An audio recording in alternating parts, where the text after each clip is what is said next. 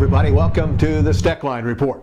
Well, there's been some interesting things happening. The most interesting is the price of wheat. Everybody that's a so-called expert in the business has been really concerned about all grain prices declining because of, well, rain makes grain, whether you think it flooded it out or not. And there's going to be a pretty big corn and soybean crop the way it seems to us at this particular hour, depending upon what happens with the weatherman. And with that in mind, that will bring even wheat prices down. But out of the last 6-7 days, we've had the wheat price up 5 days in a row. Why? Stay tuned, I'll tell you. My grandfather came across the plains from Missouri in the 1860s and ran a hotel and stage stop here with livery stable, and it's been in the family ever since. We run probably about 100 cows here and 250 over at the other ranch. I'm sure there are other banks we could have dealt with, but they've been so friendly and know what the ups and downs are in the business. American Ag Credit is like a family for us for financial help. For over 8 decades, America's farmers have counted on the little red tractor from Case IH, the Farmall, to help them make short work of their demanding chores. Well, Straub International can show you they aren't just for farms anymore. With horse ranging from 30 to 140, plus an army of attachments, a Farmall can tackle every chore on your to-do list, from hauling and mowing to loading and towing, and then some. Visit Straub International, your Case IH dealer at any of our 7 locations to find a Farmall that's right for you.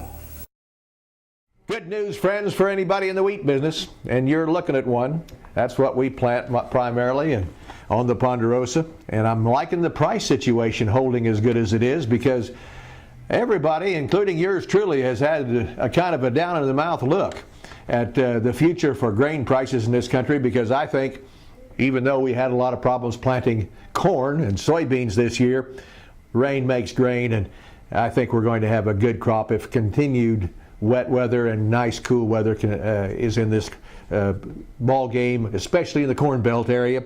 But with that pressure that we've seen from the market, it hasn't resulted in any downward pressure on the wheat side. And guess why? We've got a good reason now why. Because, folks, we've got a buyer that we hadn't planned on.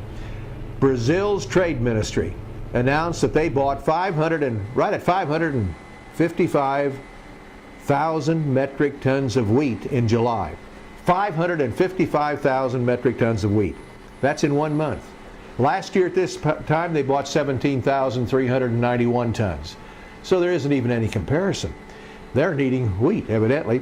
In fact, total U.S. exports of wheat, June 1 through July the 25th, totaled about 25% more than a year ago. So that's good news, and that's holding this whole market strong. Might hold it stronger than any of us expected it to be. And we'll sure take advantage of that, friends. In fact, I've sold a little of next year's wheat again, and kind of like that $7 mark, because I thought sure we'd be down towards $6 before it's all over, and we still might be. I'm a little bit concerned about the number of acres that'll be planted in wheat this fall, and when that announcement comes, that could have a negative effect on us too. And guess what? We have broken the drought in a good part of the drought area. Although western Kansas, western Oklahoma, and western Texas still have problems, they've had some relief. They got a little drink. They need a lot more. But I got to tell you, the mid part of the country has gotten a lot of rain, and that always makes grain. Very good for us on the Ponderosa, I'll tell you for sure. Well, the Farm Bill time bomb is still ticking, and it's going to explode. Looks like the folks in Washington are going to go on a vacation in September and only be in business 9 days. That's what we hear, 9 days. And we haven't gotten any closer to putting a farm bill together today than we did 9 months ago. We do have word, though, that Senator Roberts was named to the Farm Bill Conference Committee if they ever have a committee meeting.